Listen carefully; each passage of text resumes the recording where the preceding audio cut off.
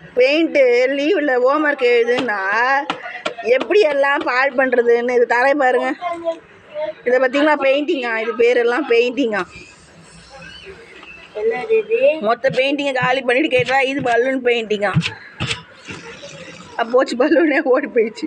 Scale போச்சு, எங்கள் வீட்டு ஸ்கேலு போச்சு, ஸ்கேலெல்லாம் போச்சு. தரையெல்லாம் பாருங்க. அதான் பலூன் பெயிண்டிங்கா. பெயிண்டிங்கே காலி பாருங்க. ஒரு ஷீட்டுக்கு இவ்வளோ பெயிண்டிங்கா.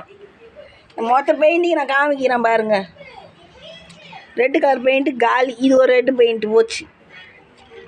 ஒரே நாளில் பெயிண்டை காலி பண்ணுவது எப்படி? இது வரைக்கும் எடுக்கக்கூட கையெல்லாம் ஆகுது. நீல கலர் கையெல்லாம் ஆகுது, பச்சை கலர் கையெல்லாம் ஆகுது.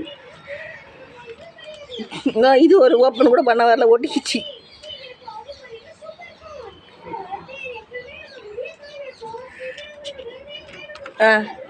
இதுதான் பார்க்க கொஞ்சம் சுமாராக ஆகுது. இது மாதிரி தரையும் போச்சு, இதுவும் போச்சு. ஃபோனை நோண்டக்கூடாதுன்றதுக்கு எனக்கு பெயிண்ட் வாங்கி கொடுத்ததுக்கு தண்டனை. அதை பாருங்கள், ரெட்டு கலர் பெயிண்ட்டு சுத்தமாக காலி. தான் வாங்கி கொடுத்தேன், ஒன்றுமே இல்லை. இந்த நீளமும் இல்லை. 4 மட்டும் அப்பாவே காத்துன்னு